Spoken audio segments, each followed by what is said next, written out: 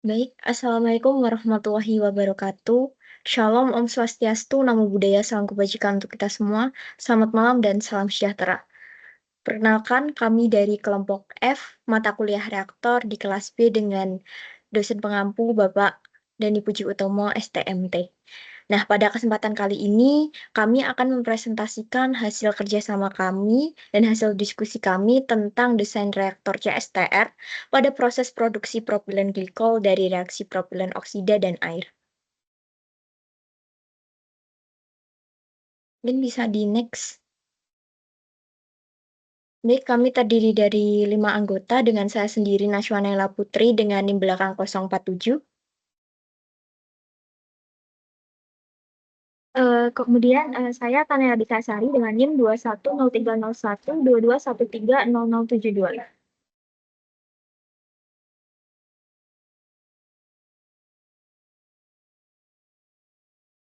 Oke, dengan saya juga Zaidan Fadlan dengan NIM 122140165. Lalu saya Nasmeka Putri dengan NIM belakang 0009. Dan saya Mira Khaironisa dengan NIM 189. Bisa di next slide.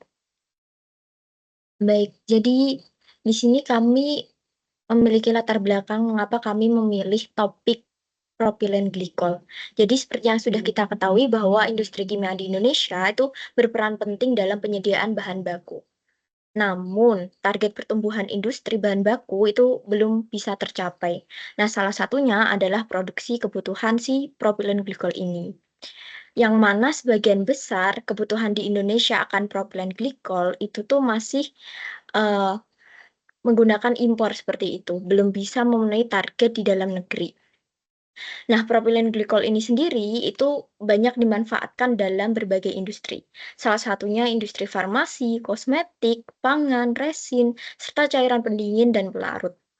Pemilihan propilen glikol ini dikarenakan sifatnya higroskopis, tidak beracun, dan mudah larut dalam air.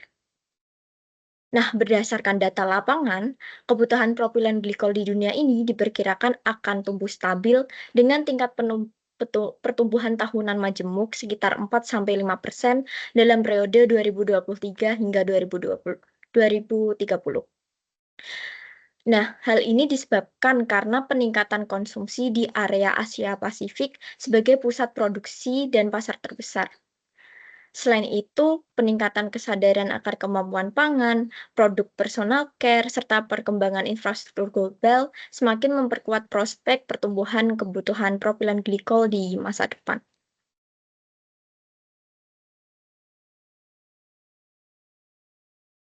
Selanjutnya, dari latar belakang tersebut, kami sadar bahwasannya sebagai mahasiswa teknik kimia, ada yang perlu dilakukan optimasi dalam proses pembuatan propilen glikol. Salah satunya adalah dalam desain reaktor. Nah, proses produksi propilen glikol ini memerlukan optimasi yang kompleks, terutama dalam hal pemilihan kondisi operasi pada reaktor kimia yang memaksimalkan konversi dan selektivitas produk.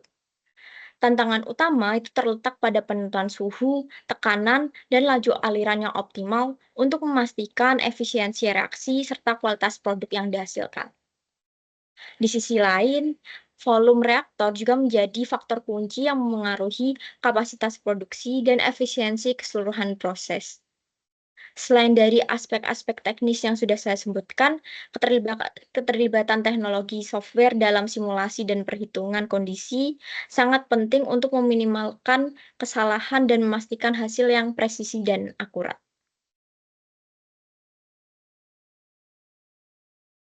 Oke, yang selanjutnya di bagian sini ada penjelasan reaktor CSTR, di mana reaktor CSTR sendiri itu kita gunain dalam reaksi cair-cair.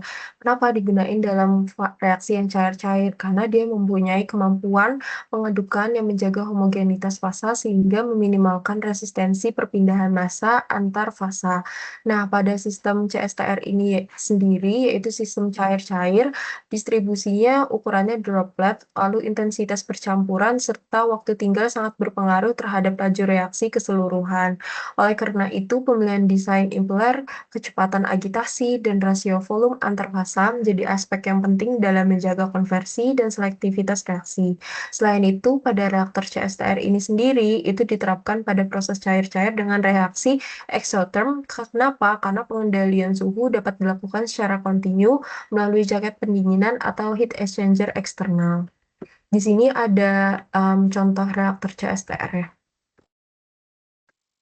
Lalu dilanjutkan dengan reaksi yang kita ambil pada ini, yaitu ada propilen oksida, yaitu 3C3H6O, lalu ditambahkan dengan air 2H2O, menghasilkan propilen glikol, yaitu C3H8O2, dan dipropilen glikol, yaitu C6H14O3, di mana reaksi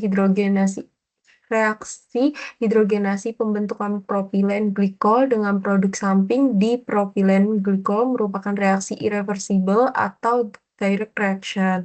Nah, reaksi irreversible ini sendiri yaitu reaksi kimia yang berlangsung hanya dalam satu arah, yaitu dari reaktan menjadi produk tanpa adanya kemungkinan reaksi balik yang signifikan.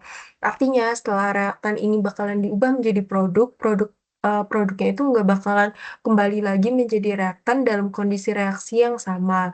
Pada reaksi irreversible juga, proses reaksinya itu biasanya berlangsung hingga salah satu reaktan habis atau mencapai equilibrium di mana reaktan itu tidak bersisa. Secara keseluruhan, reaksi hidrogenasi ini merupakan metode yang penting dalam sintesis propilen glikol yang memiliki nilai komersial tinggi.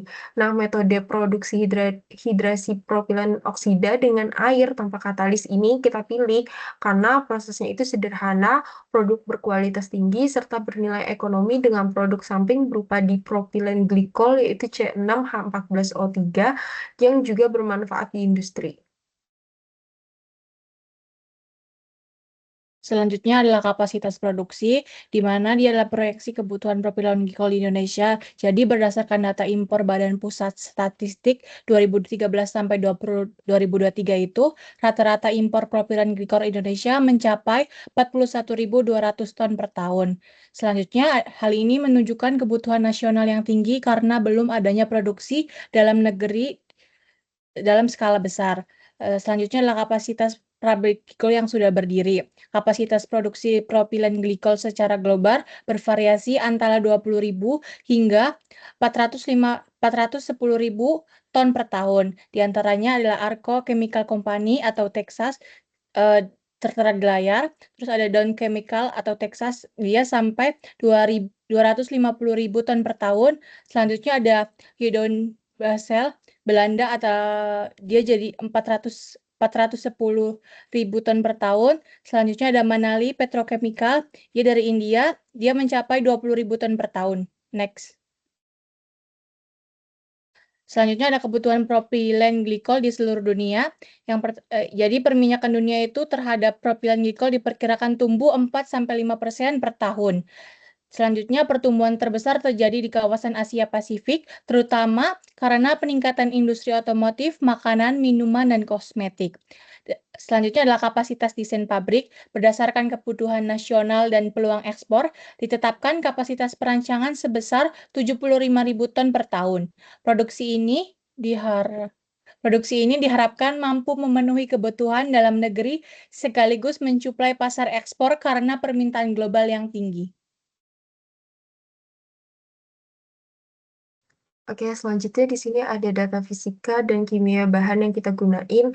Yang pertama itu ada propilen oksida yaitu C3H6O yang mana fasenya di sini itu cair, tidak berwarna dan berbau manis. Lalu yang selanjutnya ada berat molekul sebesar 58,08 gram per mol, densitas 0,83 gram per centimeter kubik dengan suhu 20 derajat Celcius. Di sini juga ada titik didih 34,1 derajat Celcius, titik leleh minus 100 12 derajat Celcius, lalu ada tekanan uap di 584 sampai 612, dan untuk propilen oksida ini sendiri itu sifat kimianya stabil pada suhu kamar, tapi dia mudah meledak bila bercampur dengan udara, sehingga harus dihindari daerah yang panas dan percikan api. Lalu yang selanjutnya itu ada air atau H2O, yang mana ini fasenya cair tidak berwarna, biasa pH 6 sampai 8. Lalu untuk berat molekulnya sendiri 18,02 gram per mol, densitasnya 1 gram per cm kubik, titik didihnya 100 derajat Celcius, tidak memiliki titik leleh atau 0 derajat Celcius, dan sifat kimianya stabil pada suhu kamar, sehingga dapat bereaksi dengan pengoksidasi yang kuat.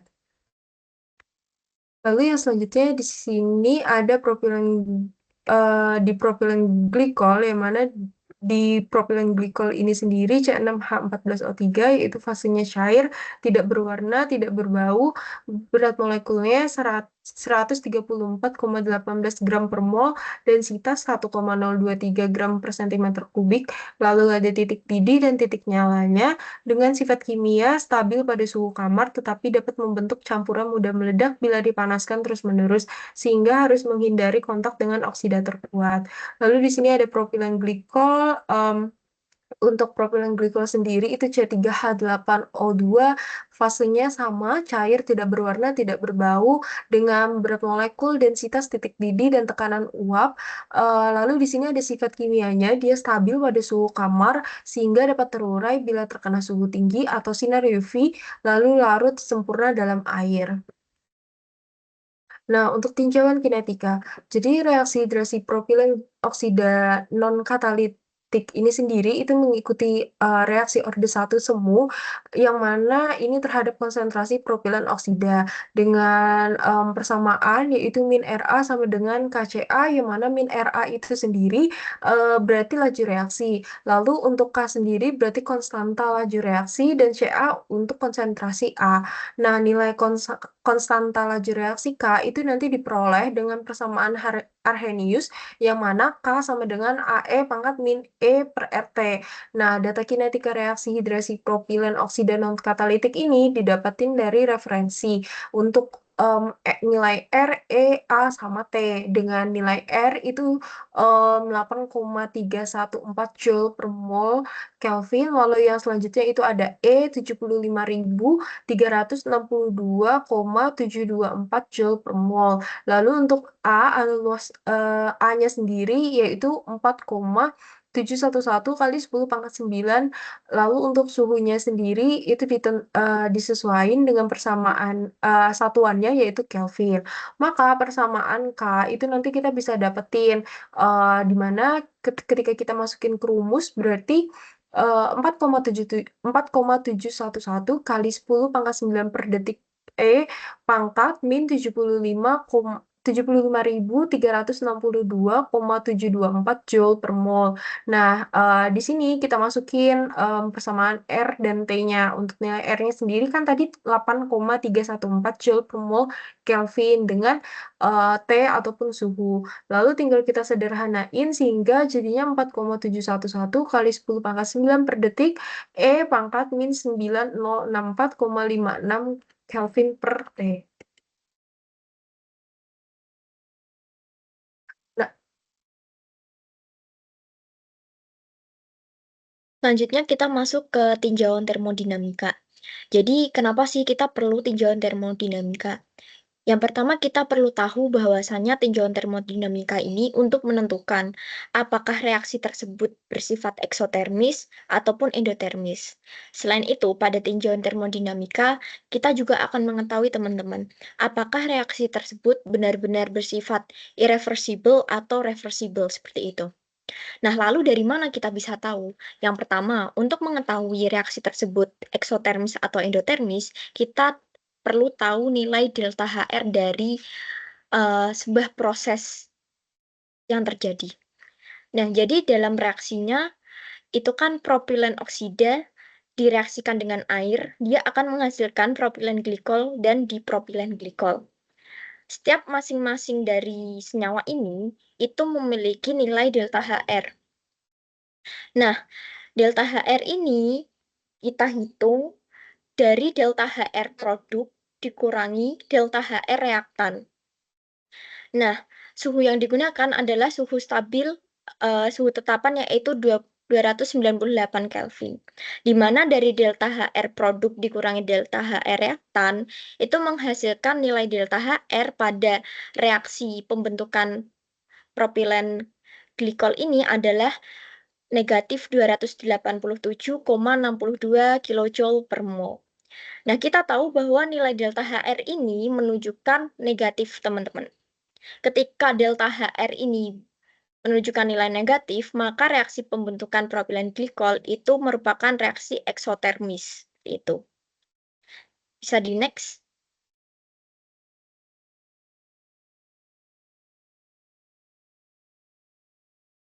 Nah, selanjutnya adalah tinjauan untuk menentukan apakah reaksi tersebut bersifat reversible atau irreversible. Ditentukan dari apa? Ditentukan dari konstanta keseimbangan atau biasa disimbolkan dengan K. Lalu bagaimana cara mencari K? Yang pertama, kita harus tahu dulu data-data delta GF. Delta GF dari apa? Dari propilen oksida dan air sebagai reaktan dan propilen glikol serta dipropilen glikol sebagai produk. Lalu kita hitung rumusnya masih sama dengan tadi yang delta HR, bahwasanya delta GF produk dikurangi delta GF reaktan. Maka nanti akan ketemu nilai delta G dari reaksi pembentukan propilen glikol ini. Didapatkan nilai sebesar negatif 178,45 kJ per mol. Lalu dari nilai delta G ini, kita bisa menghitung nilai K pada suhu 298. Caranya bagaimana? Dari nilai delta G yang sudah kita ketahui, itu merupakan hasil yang sama dengan min R dikali T kali ln K. Seperti itu. Nah, ln K ini kan yang kita cari, teman-teman. Lalu kita hitung seperti yang sudah terpampang di PPT, bahwasanya ln K 298 itu sama dengan min delta GR pada suhu 298 dibagi R dikali T. Nah, sehingga ketemu nilai konstanta keseimbangan pada suhu 298 itu 1,908 kali 10 pangkat 31. Namun, K yang kita gunain bukan K ini, melainkan K pada suhu 453 Kelvin atau 180 derajat Celcius. Nah, caranya gimana? Dari K298 yang sudah kita ketahui, kita masukkan ke rumus ln K453. K453 itu suhu yang kita inginkan dibagi dengan ln K298. 298 dari perhitungan sebelumnya. Itu nilainya akan sama dengan delta HR yang sebelumnya kita sudah hitung, dibagi R, terus dikali seper T dikurangi seper T 298. Seper T di sini adalah suhu yang kita inginkan, yaitu 453. Kemudian kita masukkan ke rumus, sehingga ketemu nilai konstanta keseimbangan pada suhu 453 Kelvin adalah 3,39953 kali 10 pangkat 48. Lalu gimana cara tahunya itu irreversible atau reversible? Ketika nilainya tidak mendekati 1, maka dia adalah reaksi yang bersifat irreversible atau searah. Reaktan menjadi produk. Produk tidak bisa menjadi reaktan. Itu. Lalu bagaimana jika nilai konstanta keseimbangannya ini bernilai mendekati 1? Berarti reaksi tersebut adalah reaksi yang bolak-balik seperti itu. Ini bisa di next.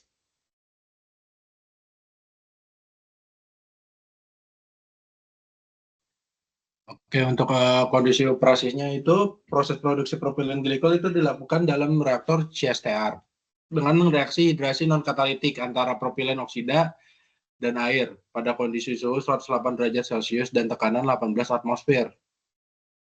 Lalu untuk bahan baku berupa propilen oksida cair yang kemurniannya itu 92% dan air pada suhu 30 derajat Celcius yang dicampur ke dalam mixer hingga homogen sebelum masuk ke reaktor. Reaksi bersifat eksotermis dan irreversible dengan konversi 92% sebagai target. Untuk menjaga kestabilan proses, di sistem dilengkapi pompa guna menaikkan tekanan dan heater untuk pengaturan suhu. Hasil reaksi berupa campuran cair yang mengandung propilen glikol sebagai produk utama dan dipropilen glikol sebagai produk samping keluar dari reaktor pada suhu sekitar 236,32 derajat Celcius. Next. Untuk desain reaktor batch dengan kondisi isothermal, waktu yang dibutuhkan per batch untuk mencapai konversi 99,7%.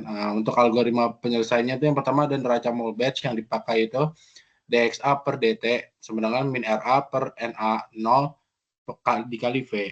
Lalu kinetika reaksinya yang mana propilen oksida ditambah air akan memproduksi propilen glikol dan dipropilen glikol sebagai produk sampingnya.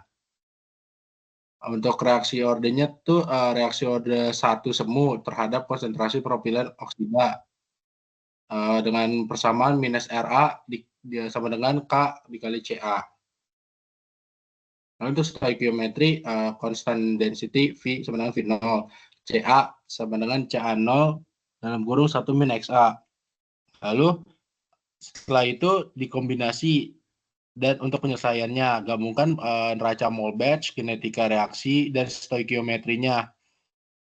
Yang mana dXA per dt sama dengan min RA per NA0 kali V akan menjadi dXA per dt sama dengan KCA per NA0 kali V. Lalu jika diuraikan kembali dXA per dt sama dengan KCA0 dalam kurung 1 min XA per NA0 kali V, yang mana diketahui CA0 sama dengan NA0 per V0 sehingga CA0 per NA0 sama dengan 1 per V0 sama dengan 1 per V. Maka untuk perhitungan lanjutannya akan menghasilkan T sama dengan 1 per K dikali minus 1 ln 1 min XA. Yang mana nanti pada hasil akhirnya nanti T sama dengan minus 1 per K dikali ln 1 min XA. Okay, next.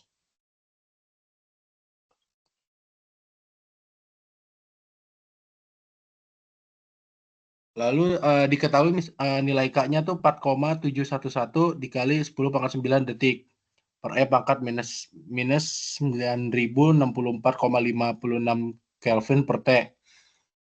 Suhu operasinya tuh 180 derajat Celcius diubah ke Kelvin menjadi per 153,15 dan konversi XA-nya 99,7%. K sama dengan 4,711 kali 10 pangkat 9 per detik kali E pangkat minus 9064,56 Kelvin per 453,15 Kelvin, yang mana K-nya itu 9,67679627 per detik, sehingga T-nya itu jadinya minus seper hasil dari K tersebut dikali ln 1 minus 0,997 karena konversi XA-nya itu 99,7%, maka didapatkan T sama dengan 0,26 detik. Lalu T tersebut diubah menjadi menit, yang mana 0,266 detik itu dikali 1/60, yang mana hasilnya jadi 0,00435 menit. Waktu reaksi untuk mencapai konversi 99,7% itu didapatkan 0,00435 menit. Dengan asumsi T loading sama dengan 10 menit, T unloading sama dengan 10 menit, T cleaning 15 menit, T batch, T loading ditambah T reaction ditambah T unloading tambah T cleaning, yang mana T batch itu jadinya 10 ditambah 0,00435 ditambah 10 tambah 15, yang mana T batch-nya itu jadinya 35 menit per batch. Nah, untuk waktu yang dibutuhkan per batch sebesar 35 menit. Next.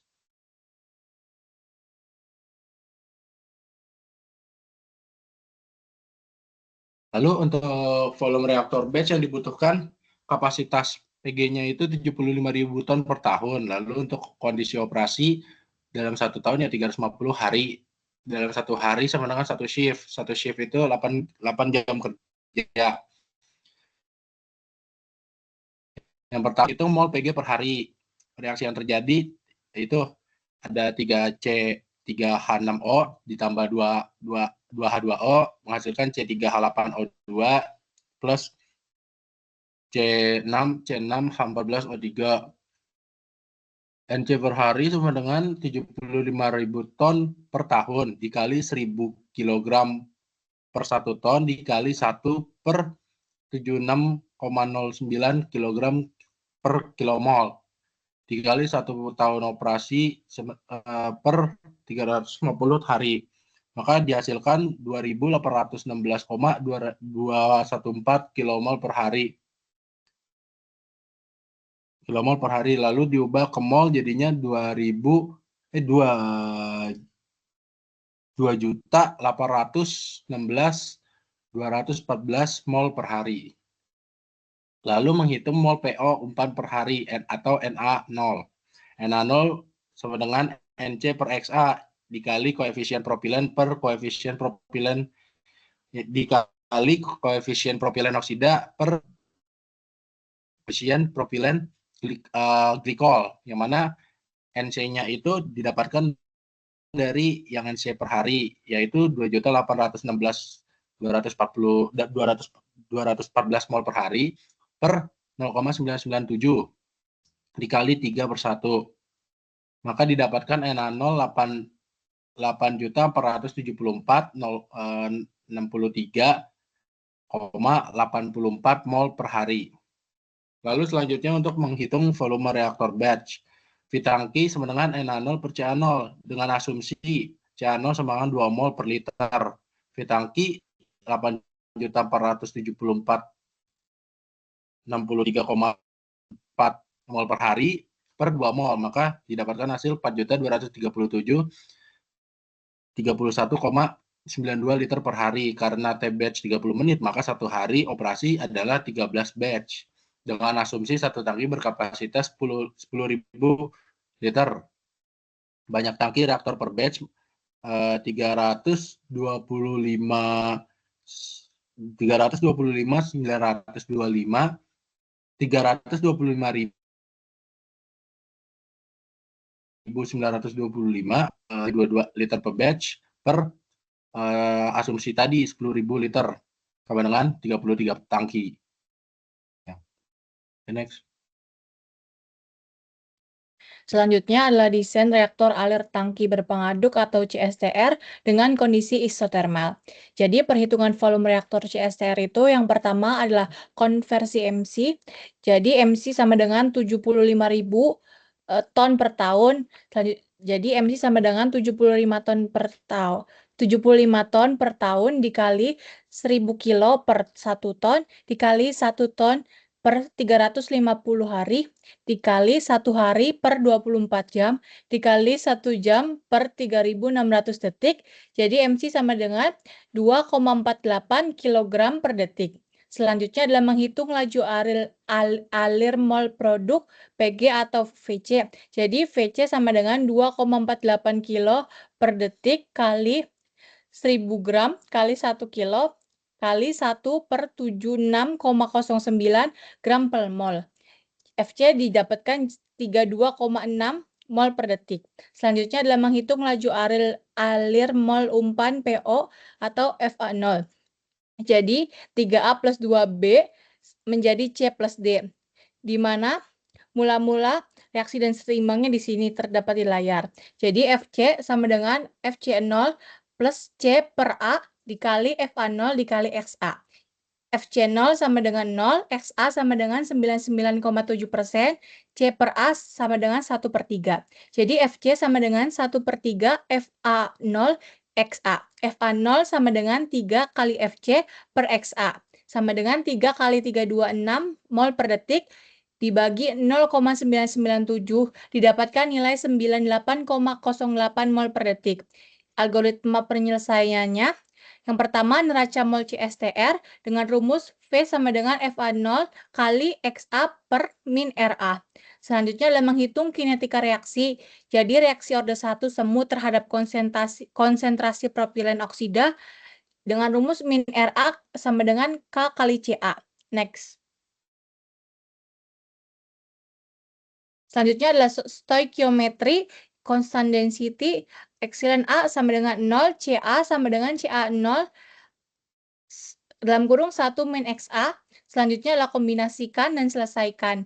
V sama dengan FA0 kali XA per K kali CA0 dalam kurung 1 min XA. K sama dengan 9,676796,027 per detik dengan T operasi 453,15 Kelvin. Didapatkan XA-nya sama dengan 99,7%. V sama dengan 9,08 mol per detik dikali 0,997 per 9,676796,027 per detik dikali 2 mol per liter dikali 1 min 0,997 dan didapatkan nilai 1,187 liter atau setara dengan 1,685 liter. Jadi volume CSTR untuk mencapai konversi P099,7% yaitu 1,685 liter. Untuk waktu tinggal CSTR untuk mencapai konversi 997% yaitu reaksi semu orde 1 dan fase cair dengan constant density epsilon A sama dengan 0 sehingga T sama dengan V per V0 sama dengan CA0 kali V per VA0 sama dengan 2 mol per liter dikali 1,685 liter per 98,08 mol per detik dan didapatkan nilai 34,343 detik. Jadi waktu tinggal CSTR isotermal dengan T sama dengan 453,15 Kelvin untuk mencapai konversi 99,7% yaitu 34,343 detik.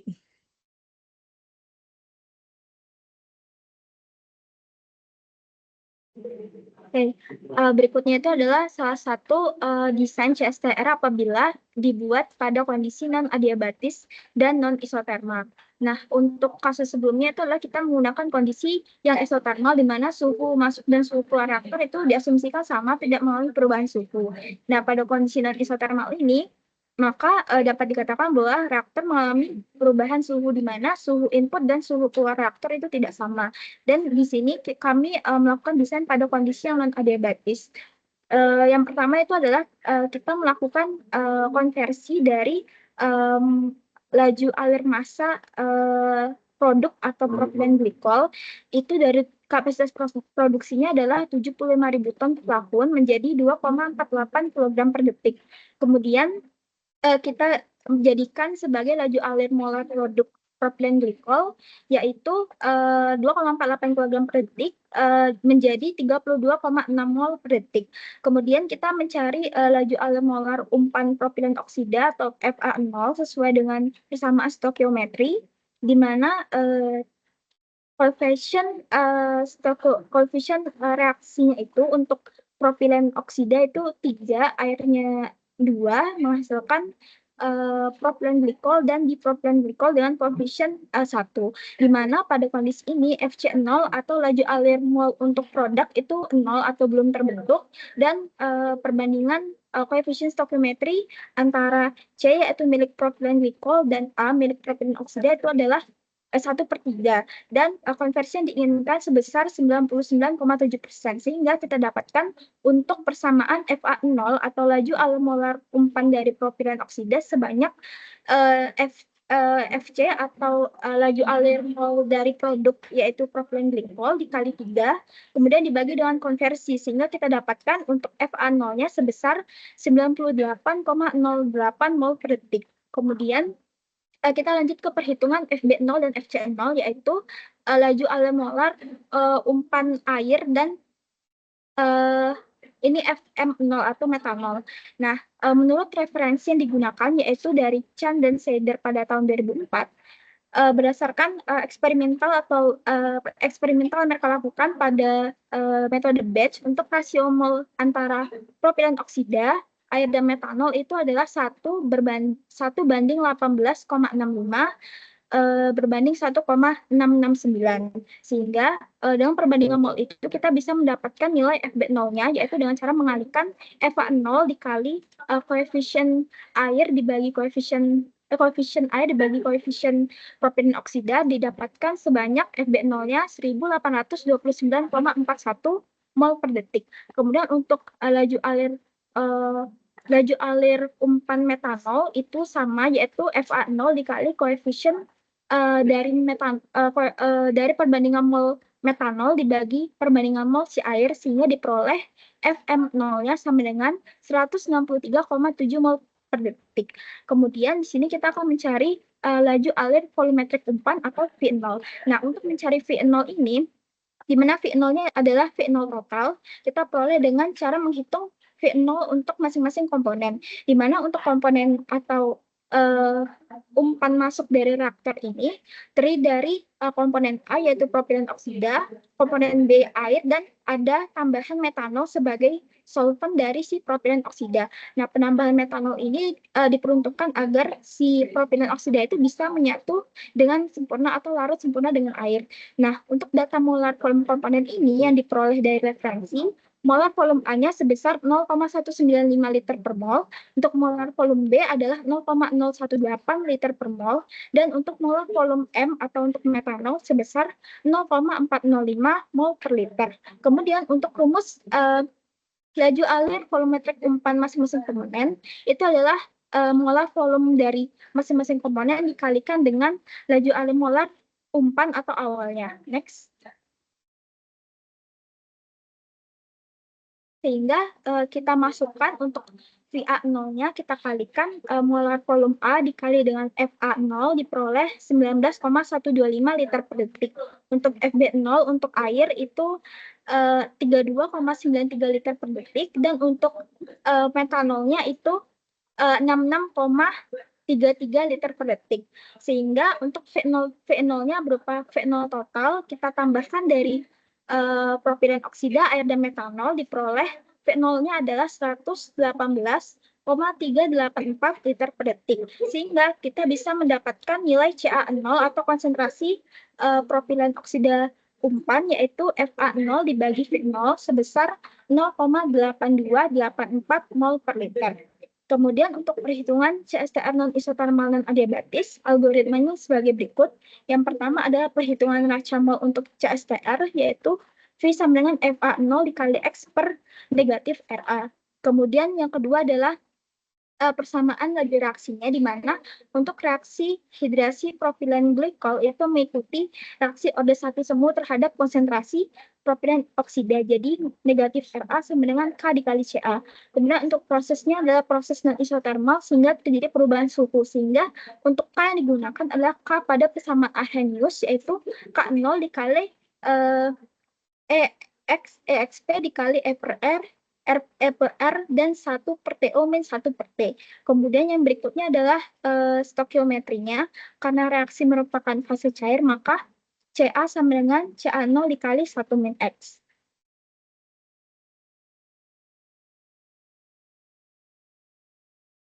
Kemudian yang berikutnya adalah kita mengkombinasikan dari nomor 1, 2, dan 3 diperoleh persamaan V atau volume untuk CSTR-nya sebagai berikut. Namun pada persamaan tersebut terdapat nilai T yang belum diketahui, sehingga untuk mencari V kita harus mencari T melalui satu persamaan lagi, yaitu dari neraca energi. Nah, untuk neraca energi yang digunakan, karena kita telah mengetahui nilai X atau konversi yang diinginkan, maka kita bisa hitung dari rumus T atau dari suhunya. Nah, untuk mendapatkan T ini ada beberapa parameter yang harus dicari terlebih dahulu. Yang pertama itu adalah menghitung dari delta CP-nya atau kapasitas panas rata-rata. Nah, untuk delta CP ini yang dimasukkan adalah komponen atau senyawa yang ikut pada reaksi, yaitu propilen oksida, air, propilen glikol, dan dipropilen glikol. Sehingga diperoleh delta CP sebesar 22,12 Joule per mol Kelvin. Boleh di next.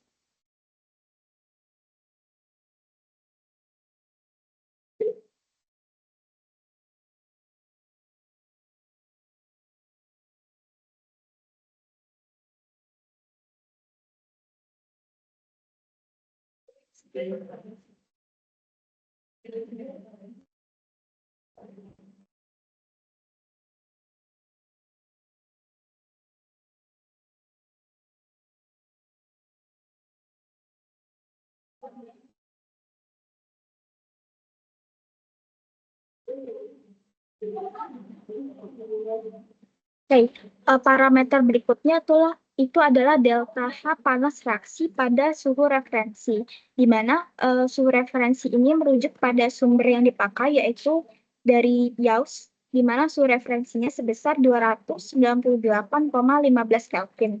Nah, dengan data delta H reaksi untuk masing-masing komponen, kita dapatkan delta H reaksi untuk proses ini pada suhu referensi atau suhu standar sebesar negatif 99.706,67 Joule per mol.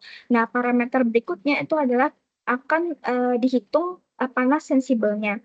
Nah, untuk menghitung panas sensibel ini, pertama kita membutuhkan nilai laju alir molar untuk tiap-tiap komponen pada mula-mula gitu. Nah, berdasarkan perhitungan sebelumnya, untuk FA0 dan FB0 serta FM0 itu telah didapatkan sebagai berikut, sedangkan untuk FC0 dan FD0-nya nilainya 0 karena memang belum terbentuk. Nah, kemudian kita masukkan ke rumus yang ada di PPT, yaitu untuk laju alir molar mula-mula setiap komponen itu dibagi dengan laju alir molar komponen A, yaitu di mana komponen A ini merupakan basis perhitungan kita, sehingga diperoleh nanti nilai untuk tiap komponen ini akan dimasukkan ke perhitungan delta CPI TIO situ, sehingga nanti diperoleh nilai sigma theta I dikali CPI dikali TI0 itu sama dengan 753.624,94. Dan untuk sigma theta I dikali CPI-nya sebesar 1.663,08. Nah, pada perhitungan panas sensibel ini, perhitungan untuk metanolnya itu dimasukkan karena pada panas sensibel ini metanol juga memberikan atau mempengaruhi memberikan panas pada reaksi tersebut, sehingga metanol juga harus diperhitungkan gitu. Boleh di next.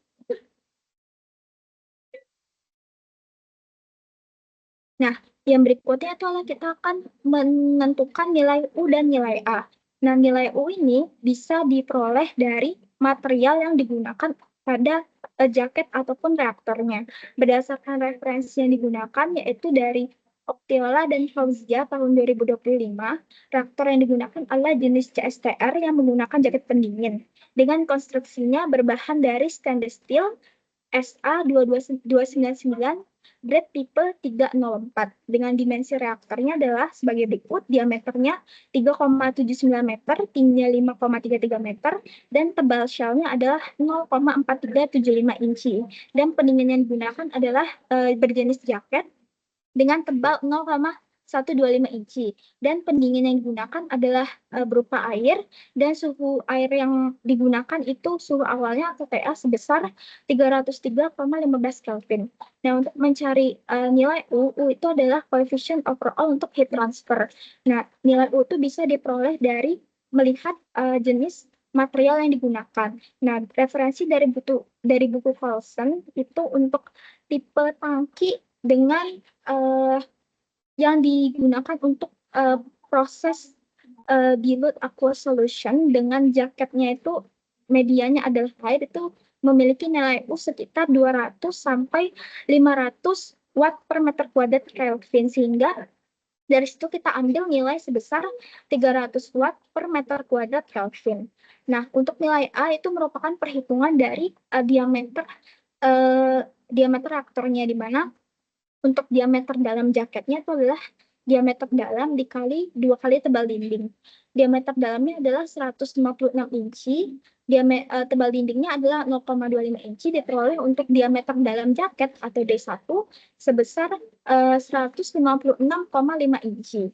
Nah, yang berikutnya adalah diameter luar jaket atau D2. Di sini kita asumsikan jarak jaketnya adalah 5 inci, sehingga untuk perhitungan diameter luar jaket adalah 156,5 inci atau D1 ditambah dengan 2 kalinya dari jarak jaket, sehingga diperoleh diameter luar jaket sebesar 4,229 meter. Next.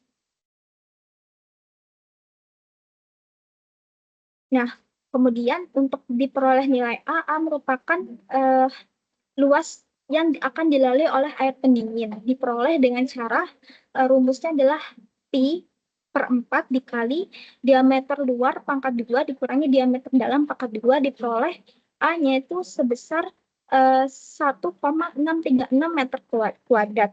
Nah, karena kita telah mendapatkan dan menghitung parameter yang dibutuhkan untuk mencari T, kita masukkan nilai tadi ke rumus T yang di awal, sehingga T yang kita dapatkan itu sebesar 509,49 Kelvin. Nah, di mana T ini merupakan suhu output dari reaktor tersebut.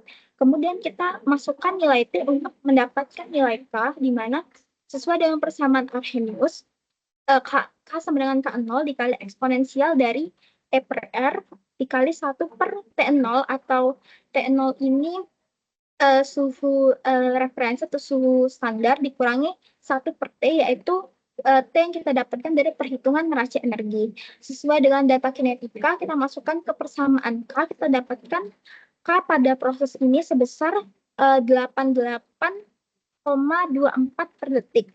Nah, karena kita dapatkan nilai K, kita bisa menghitung laju reaksinya atau negatif RA, diperoleh negatif RA-nya sama dengan 0,219773 mol per liter dikali detik. Sehingga kita bisa menghitung volume CSTR yang kita butuhkan dengan menggunakan persamaan neraca mol di awal, yaitu FA0 dikali X dibagi negatif RA, diperoleh volume CSTR-nya sebesar 445 liter.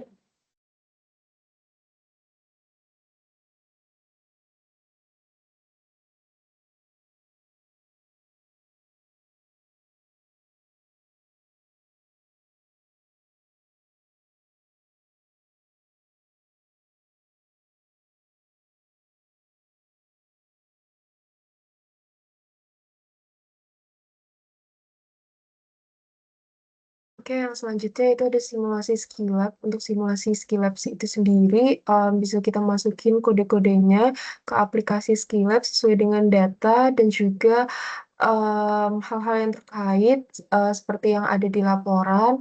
Lalu nanti setelah ini baru nanti kita bisa running dan kita mendapatkan hasil. Dari hasilnya ini sendiri nanti dia dapatkan volume CSTR untuk mencapai konversi 0,997 itu sebesar 1684,186997 liter dengan waktu tinggal yang dibutuhin yaitu sebesar 34,343323 detik.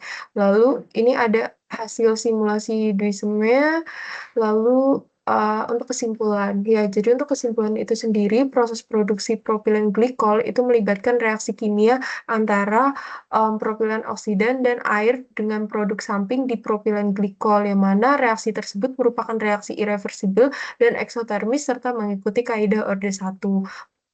Poin yang kedua, pada proses produksi propilen glikol itu kondisi operasinya yaitu non-adiabatis dan isotermal. Reaktor yang digunakan adalah berjenis CSTR yang dilengkapi jaket pendinginan dengan media berupa air. Pada software Skilab nanti tadi itu didapatkan konversi sebesar 99,7%. Dan hasil simulasi menggunakan Duisem itu diperoleh konversi propilen oksidanya itu sebesar 94,97%.